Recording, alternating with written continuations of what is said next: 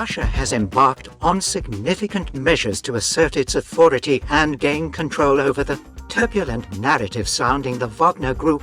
Recently, Russian President Vladimir Putin engaged in extensive talks with Yevgeny Prigozhin, the leader of the Wagner Group, following a brief yet shocking rebellion that rattled the foundations of the mercenary organization. The Kremlin has officially confirmed the occurrence of this meeting, signaling Russia's intent to shape the narrative surrounding the Wagner Group.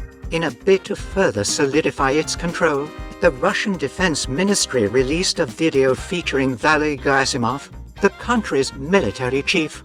This marks Gerasimov's first public appearance since the Wagner Group initiated the rebellion aimed at removing him from his position by showcasing Gerasimov's presence and authority.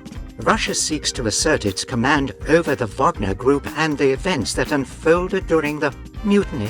The rebellion caused unexpected upheaval within Russia as the leader of the Wagner Group openly criticized Gerasimov and Defense Minister Sergei Shoigu, alleging their failure to provide necessary ammunition to the fighters in Ukraine. The meeting between Putin and Prigozhin, which occurred at the Kremlin on June 29th, involved the participation of Wagner commanders and highlighted Russia's role in managing the aftermath of the rebellion, as communicated by Kremlin spokesperson Dmitry Peskov.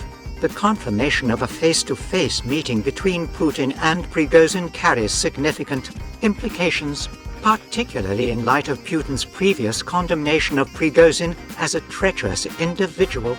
This development adds another layer of complexity to the already uncertain fate of the Wagner Group's leader. Since the failed mutiny, Prigozhin's whereabouts and future have remained unknown, leading many observers to speculate that this event has severely weakened Putin's authority. According to Peskov, during the meeting, Putin provided an assessment of Wagner's activities on the Ukrainian battlefield and the events that unfolded on June 24th, the armed rebellion that was thwarted just before the mercenaries planned to march on Moscow.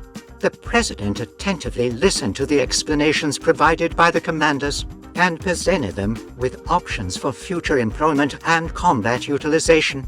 Peskov emphasized that the commanders themselves presented their perspective on the events and underscored their unwavering loyalty as soldiers to the head of state and commander-in-chief. They reaffirmed their readiness to continue fighting for their homeland. With 35 participants, including Wagner commanders and the company's leadership, notably Prigozhin himself, present during the talks, it becomes evident that the meeting aimed to address the internal dynamics of the group and chart a path forward. Tensions leading up to the rebellion reached a boiling point on June 24th when Prigozhin expressed his frustration towards Russia's top brass, accusing them of incompetence in their efforts in the Ukrainian conflict. Prigozhin positioned his Wagner fighters as leading forces on the battlefields, often announcing victories against Ukrainian troops ahead of the Russian army. The mutiny that transpired last month raised doubts about Prigozhin's long-standing relationship with Putin. Initially, it appeared that he was subsequently exiled to Belarus under a deal brokered by President Alexander Lukashenko. However, recent statements from Minsk have introduced uncertainty, indicating that Prigozhin has returned to Russia and is no longer in Belarus. The rebellion is widely regarded as the most significant challenge to Putin's authority since assuming power. Peskov emphasized that the Wagner commanders stressed their unwavering support for the head of state and their commitment to continue fighting for their homeland. This reaffirmation of loyalty adds another layer of complexity to the situation, prompting further analysis and speculation about the intricate power dynamics within the Wagner Group.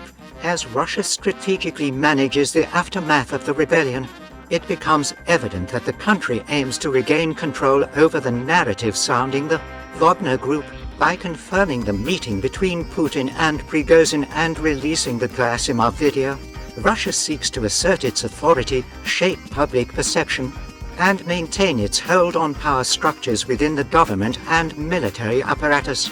Observers will closely monitor the outcome of these efforts as they strive to comprehend the far-reaching implications for both domestic and international affairs.